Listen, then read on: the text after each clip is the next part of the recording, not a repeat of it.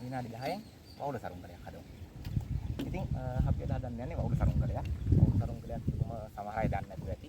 නැට්ට සරුංගලයක්. අන්න ඒකට දන්නේ ඇති. ඉතින් මේ සරුංගලයට විවිධ පැතිවල විවිධ නම් කියනවා.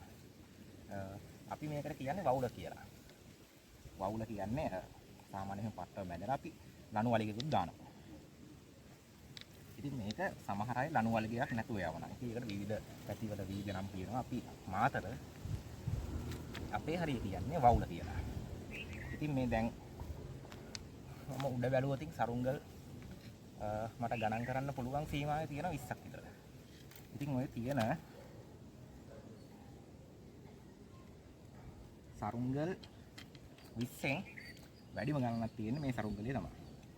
මොකද අර මේ සරුංගලේ හරි ලේසි හදන්න. හිතන්නකො දැන් ඔයාට සරුංගලයක් රැට ගන්න ඕන නම් හවස 4:00 විතර පටන් ගන්නවා සරුංගලේ හදන්න. 5:00 වෙද්දි සරුංගලේ හදලා ඉවරයි. යවල රැට යන්නත් පුළුවන්. ඒක හරි ලොකු දෙයක් නැහැ. මේකේ අර වෙලා යන වැඩකට තියෙන්නේ උණ බට හෝ පුවප්පටි ටික සුද්ධ කරන වැඩේ තමයි. ඉතින් මම මේ සරුංගලේ හදන්නේ පුවප්පටි වලින්. කියන අපේ පැත්තේ ගොඩක්ම සරුංගල් හැදෙන්නේ පුවප්පටි වලින්. අර කිතුල් පිටි වලින් හැදෙනවා අඩු. කිතුල් පිටි වලින් හදන සරුංගල් ගොඩක් තියෙනවා මම දැකලා තියෙනවා කට්ටිය. අපේ පැත්තේ අර කිතුල් පිටි නැත්තේ නැහැ තියෙනවා. අර කිතුල් පිටි වලින් හදන ප්‍රමාණය ගොඩක් අඩුයි. මොකද ඊට වඩා පහසුයි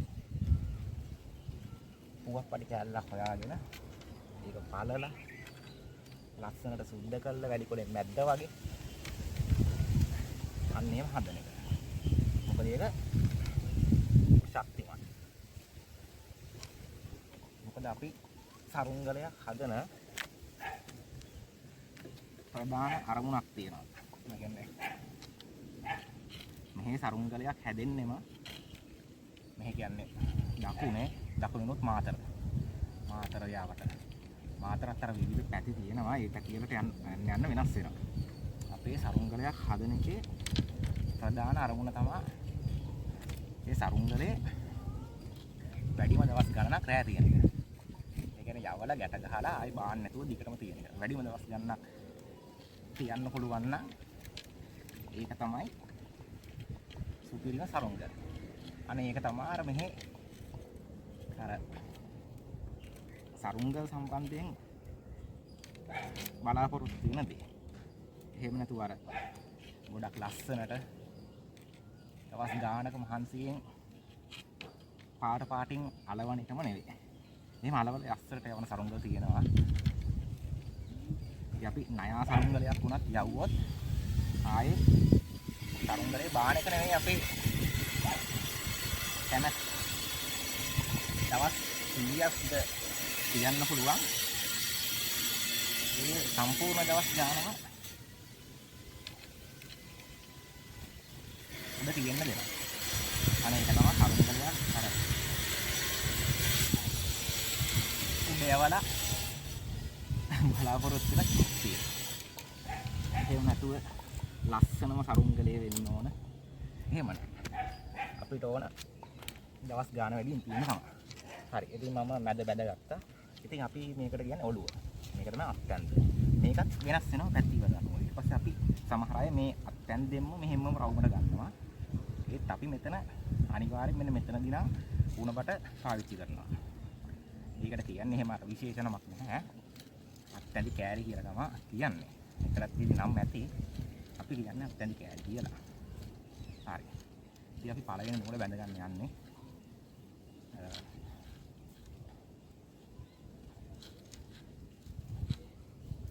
අපේ පැත්තේ සරුංගල් වල අපි සාමාන්‍ය අනිත් අයත් එහෙම ඇති. අපි පළවෙනි නූල බඳින්නේ කොහොමද පල්ලෙහාට. එතකොට තමයි සරුංගලේ රවුම් හැඩය ගන්න. මෙහි ගොඩක්ම අර සරුංගල් අර බොක්ක නැහැ. අර මෙහෙම රවුම් ෂේප් එකකට හදන්නේ. ඒතර සමහර බිත්තරේ වගේ ගියක් කියනවා. බෝල පට්ටම කියලා කියනවා.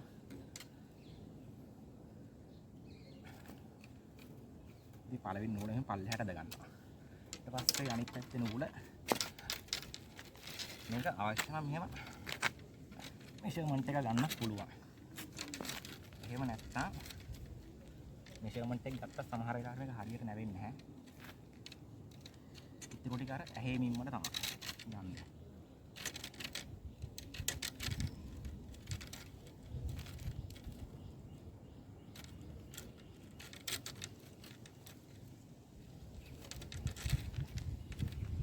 ඊට පස්සේ සමහරේ අනිත් පැත්ත හරවලා බලන්න ඕන අර හරිද කියලා. ඒක පස්සම ඇදයි නා පිටිපස්ස හැරෙවුම් පේනවා.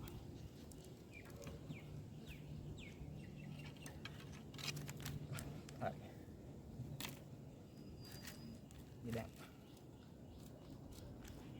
ඉතින් මේක බදගමු.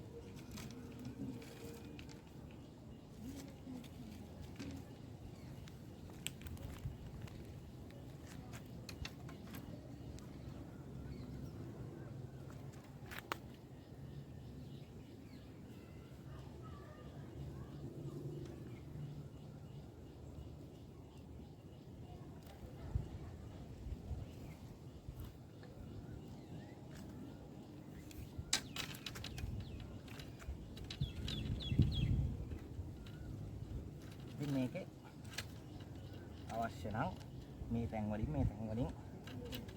අවශ්‍ය විදිහට නූල් ඇද ගන්න පුළුවන්. මොකද එතකොට පිටිකොලේ හොඳට බදලා අල්ලනවා නූල් වලට. ඉතින් මම මේක හදිසියෙම හදන නිසා මම එච්චර නූල් බඳින්න යන්නේ නැහැ. මේක තමයි උඩට බඳින අවසාන නූල. මෙතනින් එහා උඩට තවත් නූල් නැහැ.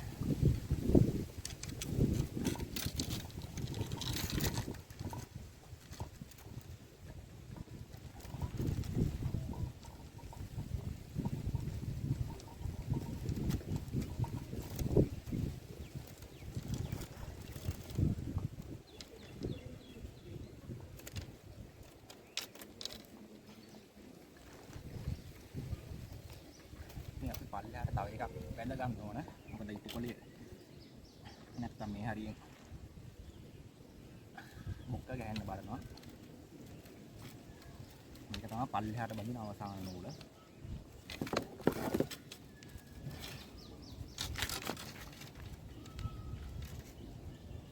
හරි.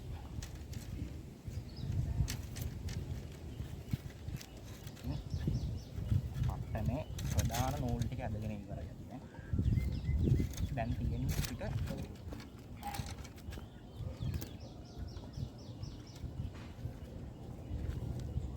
මෙන්නගේ අත්දැන්දේ නූල් දෙක අද ගන්න. එහෙම ගැට ගහ ගන්නවා. අත්දැන්දේ කොනකින්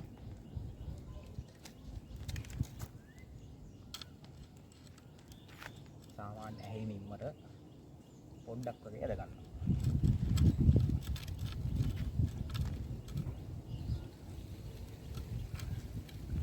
ඒ ගානටම අනිත් පැත්තත් බලලා බැඳ ගන්නවා.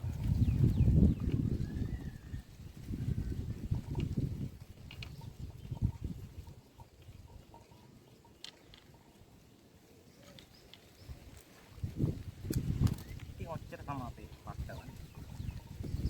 මේ පට්ටව හතර ඉවරයි.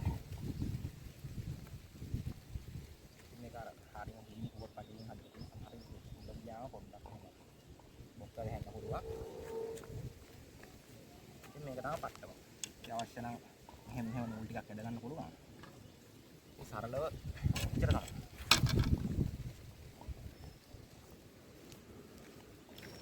හරි. ඉතින් අපි සරුංගලේ කලින් විනාඩි 9 ගානකින් වගේ හදලා ඉවරයක් කරගත්තා.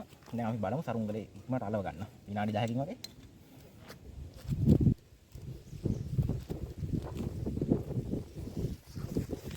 මේකෙත් මම හැම දෙයක්ම සෙටප් කරගෙන තියෙන ගානට මොකද නැත්තම් මේ ඔක්කොම හොය හොය ඉන්න ගියොතින් වෙලා යන නිසා මම ඉතින් පොඩේ එහෙම තියලා වටේට බර තියාගත්තා. මොකද මෙතන හුලං වැඩි තැනක්.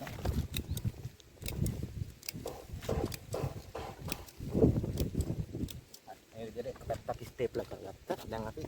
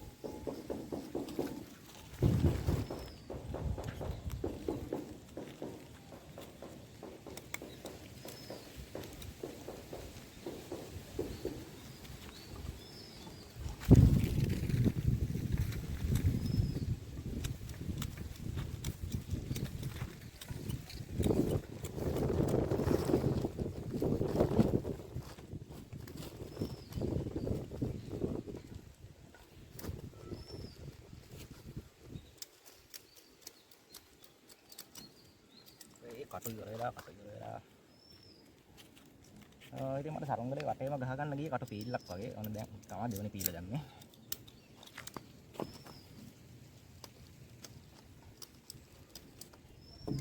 හරි.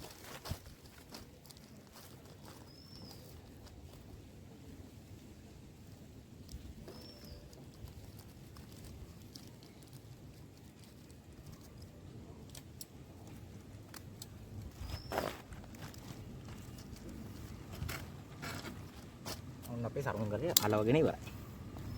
ඉතින් අපි මේකට සේරුව දාගමු. මේකට අපි කියන්නේ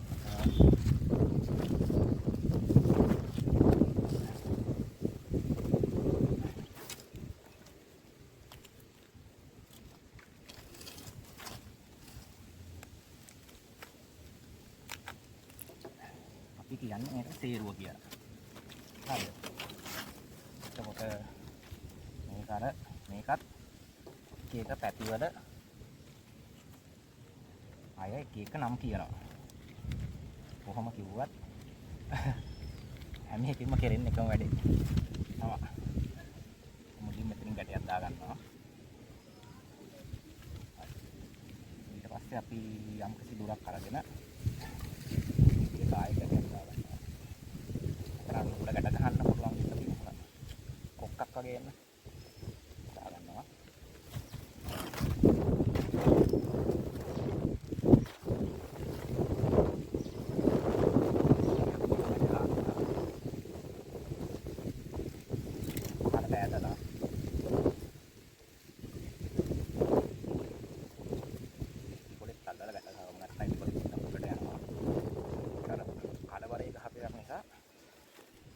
හරියට ගැහුවේ නැහැ.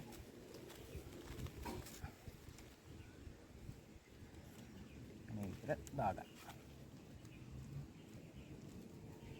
හරි. අපි මෙතන මම මේ වෙලාවේ නම් සිදුන්නේ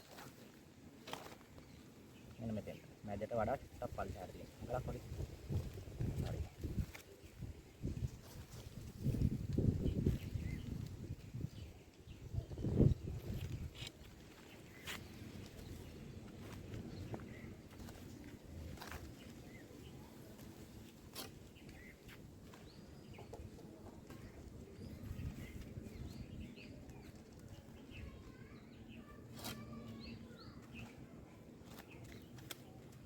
දැන් අපි මේකට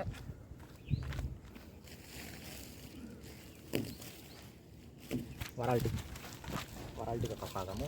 අපි මේවට කියන්නේ දෙපැත්තට දාන ඒවා වරල් කියලා. ඉතින් මේකත් අර එක ප්‍රදේශය අනුව කියන නම වෙනස් වෙනවා. මේ වෙලාවේ මේක සරුංගල යන්නේ ලෝ බජට් එකක් නිසා පොඩි ටිකක් ගල්ලා ගත්තා.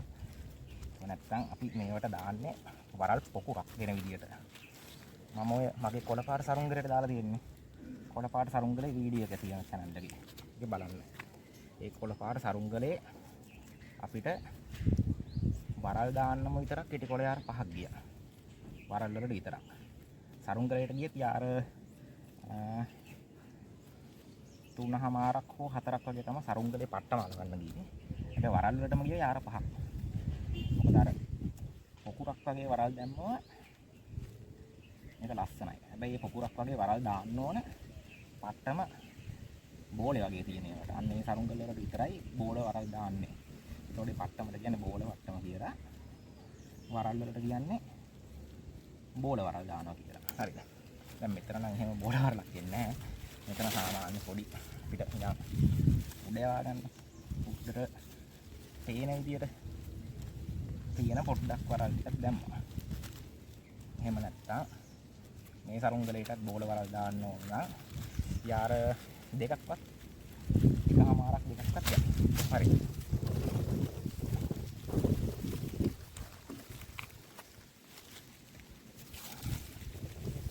ඉතින් අපි මේ ටික එක පැත්තක් ගැට ගහගෙන ඉමු.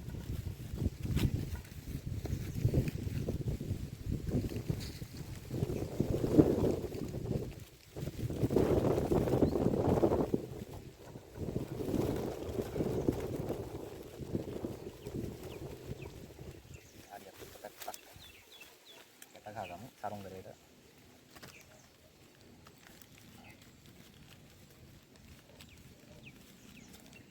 එන්නේ වරල් ගැට ගහන එක පොඩ්ඩ හරියට ගැට ගහන්න ඕන ඇත්තට. මොකද අපේ සමහර ඒවා උඩදී හැදිලා තියෙනවා. අර කල බලයට ගැට ගහලා ඕනවට පාට ගැට ගහලා හැදිලා තියෙනවා. තව එකක් තමයි මේවා උඩදී හැඹරෙනවා. මේ නූලට මේ ගැට ගහන්නේ. මේ නූල හොඳටම හැඹරෙනවා. සරුංගලයක් යවලා ඔයාලට බාද්දි බලා ගන්න පුළුවන්. මේ ගැට ගහපු නූල එහෙම හොඳටම හැඹරිලා තියෙන්නේ. ඒ නිසා කවදාවත් තනි පටකින් ගැට ගහන්න එපා. තනි පටකින් ගැට ගැහුවොත් අර නූල හැඹරිලා නූල කැඩෙන්න බලනවා. මේ වරල් පොදියක් වගේ එකතු කරගන්න පුළුවන් විදියක් තමයි මෙතන අර පිළිවෙලට නවන්න නැතුව ගුලි කල්ලා වගේ ගත්තාම වරල් නිකන් පොදියක් වගේ එනවා සාමාන්‍යයෙන්. මේ නූල් පටවල් දෙකකින් තමයි ගැට ගහන්නේ. මේ ලොකු නූල් කන්දුවක් මේක අර කිලෝ එකේ 3000 ගානක් දීලා මම ගෙන්න ගත්තේ. ඒ සරුංගල් පට්ටම් බැඳනම මේක ඉවරයි. මේ නම්බර 18. ඒ අතර මේ නූල අර සාමාන්‍ය කඩෙන් ගන්න නයිලෝන් එකට වඩා හයියයි.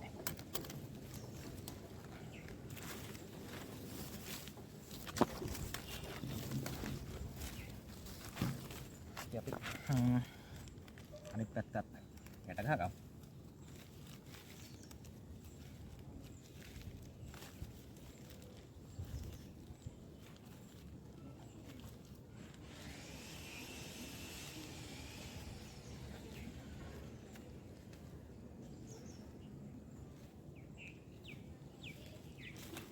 අපේ දෙකම හරි.